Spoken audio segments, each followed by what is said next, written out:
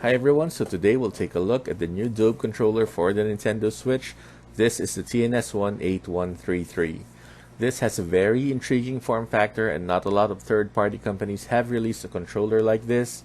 The only other company that I'm aware of that has a controller like this for the Nintendo Switch is iPega, and that controller was not good at all.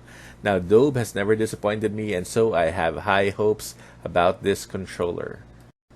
And here it is. It's made of the same plastic material that Dobe uses for its other controllers, so it's not as premium as a first-party controller, but it's not bad and it feels pretty sturdy. This is made of hard plastic, so if you twist this hard enough, the plastic will probably break, but unless you sabotage it, I think this controller is built to last. It feels comfortable to hold and it's not too light. It actually has some weight on it, but it's not heavy at all. And the tactile feedback on the D-pad is good. And so now let's take a closer look. If you own Dobe controllers, this is made of the same material. Even the thumbstick with the signature orange color on the inside is retained. I've never had any issues with thumbsticks on Dobe controllers, and I'm confident that this will work just as great. Now what's intriguing is on the right side there's an orange nub instead of the usual full-blown thumbstick, but more on that later. The shoulder buttons are not analog, and I don't think there are racing games on the Nintendo Switch that will take advantage of analog shoulder buttons anyway. Overall, initially, first impressions, this is comfortable to hold. Let's take a look on the inside. There are orange locks on the inside, and then on the bottom you'll see the protruding USB-C port. The Nintendo Switch tablet fits perfectly, and once you slide it down, you will hear a click and feel it lock in place.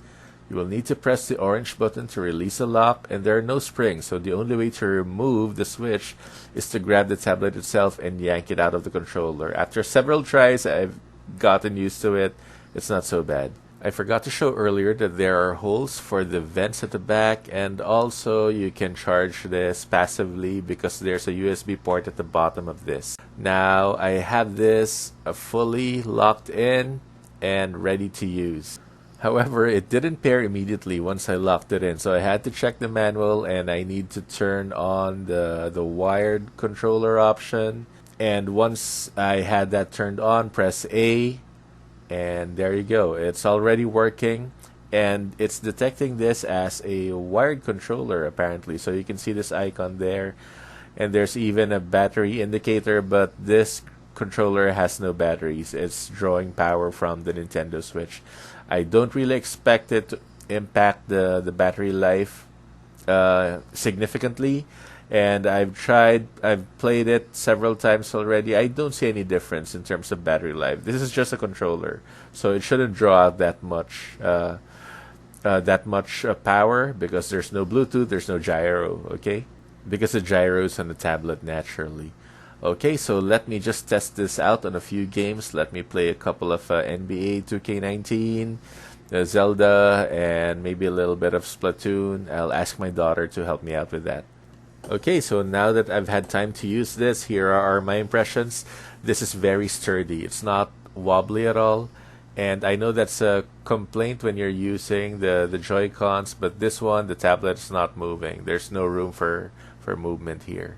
And it's pretty stable. It's not gonna fall, and I really like it. I really like the way that this grips the tablet.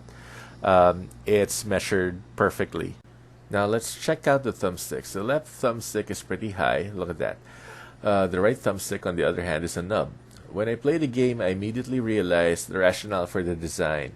The buttons on the right-hand side are on the upper portion, and the high thumbstick will obstruct your thumb from pressing on those buttons. So it's good that Dobe was able to work around this layout problem. Okay, so now I'm going to test this on one of my favorite games, Don't Starve, for the Nintendo Switch. And I like to use this game for testing controllers because in this game you'll need all the buttons. You'll need all the shoulder buttons, you'll need both thumbsticks, and you will need the A, B, X, Y buttons, and the directional buttons, the D-pad buttons even to some extent. Now, I played this for a couple of hours. I did not experience any issues aside from the fact that I had to adjust my grip whenever I would need to use this nub with my thumb. But I guess I'll find a way to work around it eventually, and not a lot of games actually use that right thumbstick. Now, I've tested all the buttons. The screen capture button works, the home button works. The downside is this controller cannot wake up your switch, so you will need to you'll need to press the power button to turn it back on. And here, I'm playing Zelda and everything works out great. And I've actually asked my daughter to play a little bit of Splatoon, test it on this controller, and let's see what she has to say. Oops. Hold on. Sorry. Attempt number 1.